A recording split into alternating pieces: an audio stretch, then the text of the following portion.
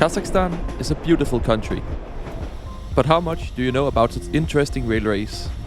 Probably not a lot, but that's gonna change today as I take you on an overnight journey from Semey in eastern Kazakhstan on board a train that carries wagons all the way from Latvia through Kazakhstan's vast open country all the way to Karaganda, the nation's third largest city. So join me for this journey as I show you what the onboard experience is like and explain how these Latvian carriages ended up all the way in far eastern Kazakhstan. Hello from Semey in far eastern Kazakhstan. Today I'm about to embark on a 25-hour long night train journey from here to Karaganda, the third largest city in Kazakhstan. The railway station here is located a bit north of the city center, but can be easily reached by bus. As I'm traveling during the height of the summer, let's head inside the nice air-conditioned train station. To be allowed to enter the station, you will have to pass through a small bag scan and security checkpoint.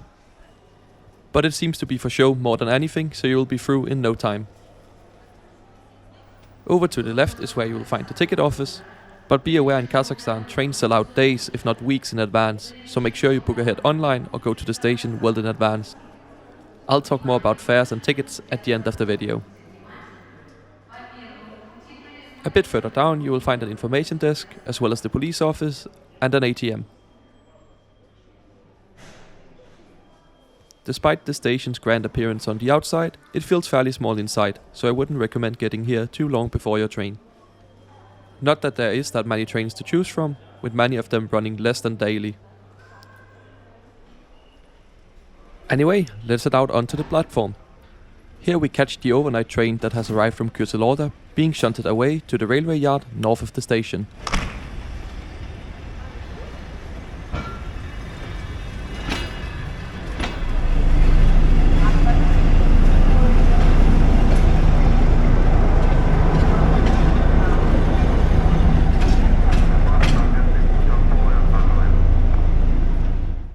On the platform you will also find some smaller convenience stores, and I would recommend stocking up before the journey because there's gonna be no dining car on board this train.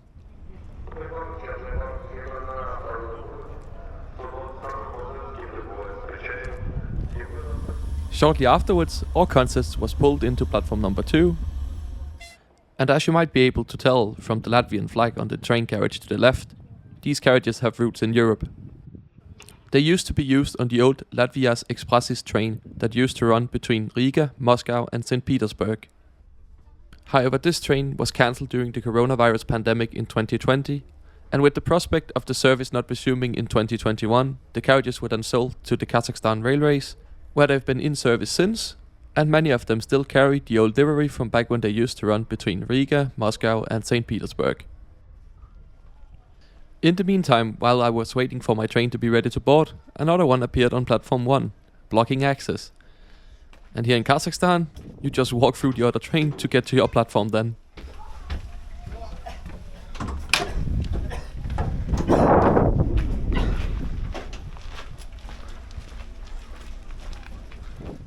Today I'm traveling in carriage number 6, which unfortunately is not one of the Latvian ones.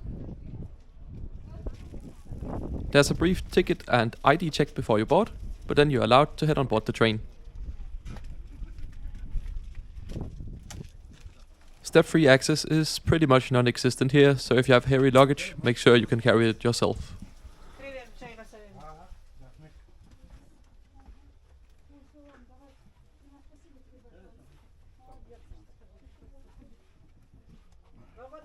And right, here we are home for the next 25 hours over to Karaganda.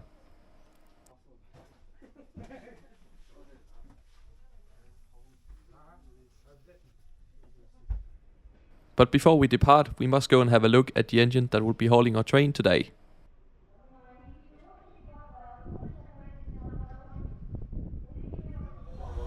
Being attached to our train is one of Kazakhstan's TEP-33A locomotives, based on a design by General Electric, but built locally here in Kazakhstan.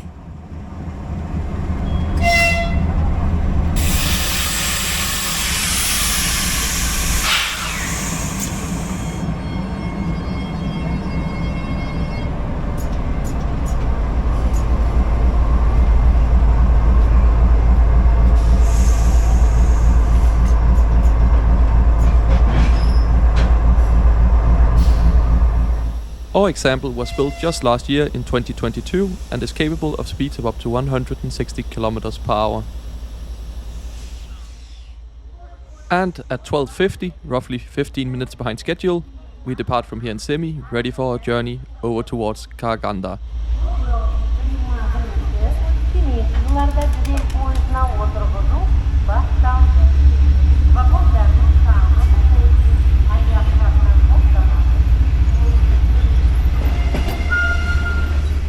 Leaving Semey, make sure to watch out for the two landmarks. The first of which being the impressive bridge that takes us over the Irtysh River.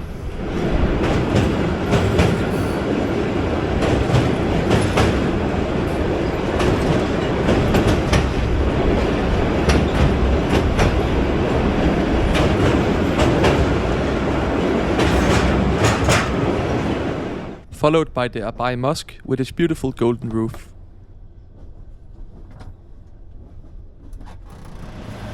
But after that, we leave the town behind and we are now out on the steppe, which seems like a good opportunity for me to show you the route map for today's journey.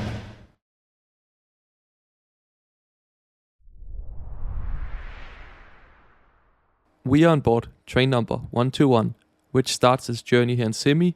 First, we'll head south to Aktogay, where our train will pick up some carriages coming from Dushtyk. From here, we will run as a combined train along Lake Balkhash before heading north again towards Karaganda, where we are scheduled to arrive the next day after a journey time of 25 hours and 10 minutes. The train will cover a distance of 1,327 kilometers, which lands at an average speed of 53 kilometers per hour. After Karaganda, the train continues further to Astana.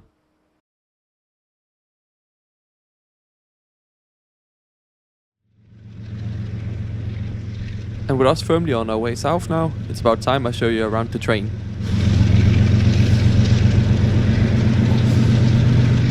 Starting with a tour of the cabin. The cabin can be locked from the inside using this knob. From here you can deploy some supports to help you get into the top bunk. The bunks are fairly simple, and underneath them you will find secure storage. Up above there's space for luggage storage, as well as the light controls. The bedding will be provided by a train attendant and needs to be returned when you exit the train. The cabin comes with a small table, as well as blinds. You will also find an individual reading lamp,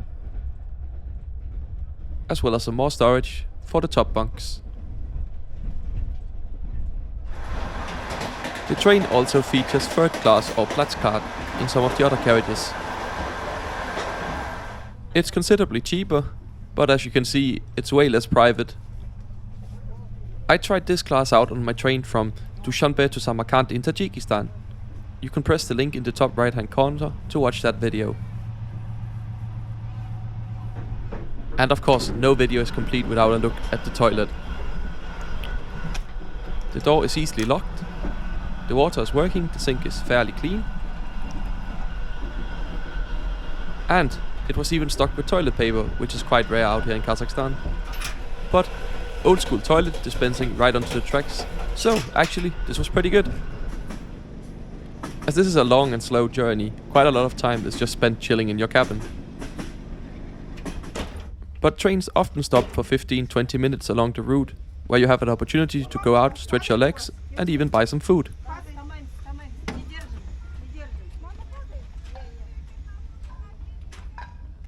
This is especially needed on trains without a dining car. And usually it's just as simple as a quick visit to the local platform market. And then you just have to make sure you're back on the train before it's time to leave. The train will toot its horn and the guards will whistle when it's departure time, so don't worry, as long as you're fairly near the train, you won't miss it. With supplies secured for the night, it's just time to kick back, relax and enjoy the views. The line is mostly single tracked, so quite often you have to wait for other trains to pass before we can occupy the line again and continue our journey.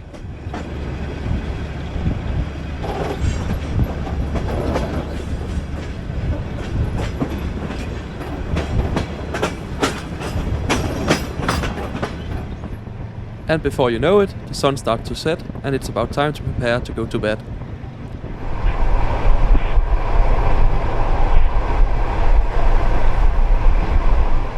And with the light fully gone, it's time to settle in and get ready for the night.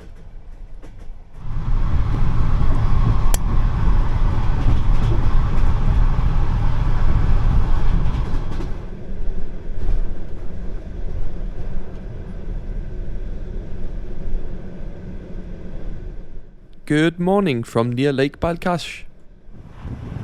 To my surprise, I actually slept fairly well on board this train. The carriages have good suspension, but you definitely feel the track move. But it's a lot better than some of the other rolling stock found here in Kazakhstan. It's possible to order tea from the onboard attendant, which me and my friends took advantage of.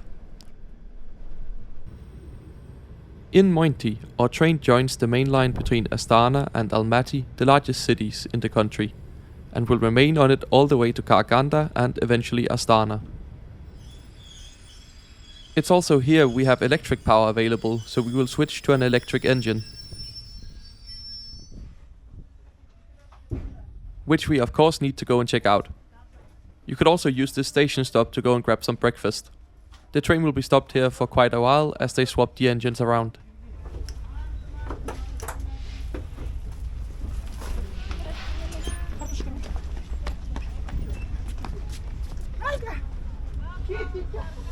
Our TEP 33A is then removed.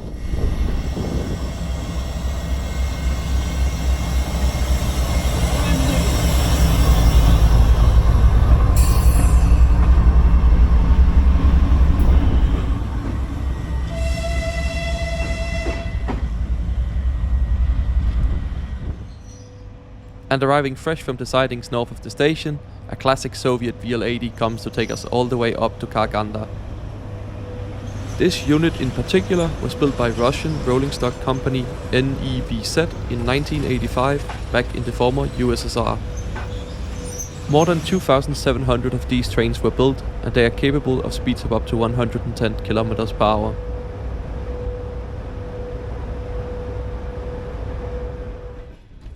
And with the engine changed, we are now ready to run under electric power all the way to Karaganda.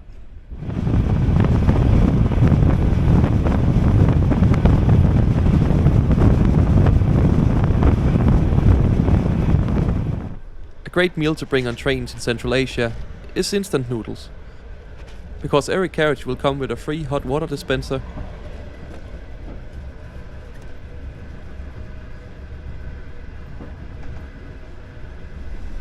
A proper dining car would have been better, but I guess this will do for the remainder of the journey.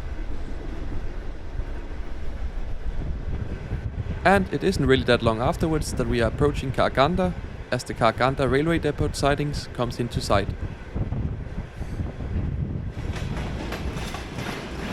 And as we approach the station, it's time for us to talk about fares. A spot in a second-class coupe like the one I was traveling in costs 8,141 tenge, or about 16 euros. If you want the whole cabin to yourself, you have to pay for all 4 beds, which brings a total price for solo occupancy to 64 euros. For 25 hours of overnight travel, this seems like a fair price, especially if you're sharing the cabin with friends like I was on this trip. Tickets can be purchased online in advance on the KTZ website, and I would recommend you to book as far in advance as possible, as trains generally sell out days, if not weeks, in advance in Kazakhstan. And here we are approaching Karaganda's passenger railway station at 15:45, running roughly 2 hours late. I hope you have enjoyed this look at what night train travel between some of the more remote places in Kazakhstan looks like. If you want to see more videos like this, make sure to subscribe to the channel, as I will be posting more from my Central Asia travels over the coming months. You can also follow me over on Twitter at IntercitySimon, where I post live from my travels. That's a great place to get a sneak peek at what videos might be coming in the future.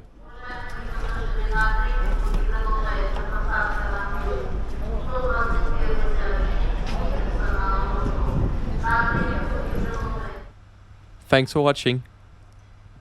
Also yes, if you're that eagle-eyed train spotter, the engine changed again somewhere between Mony and Karaganda to another VL80 for some reason.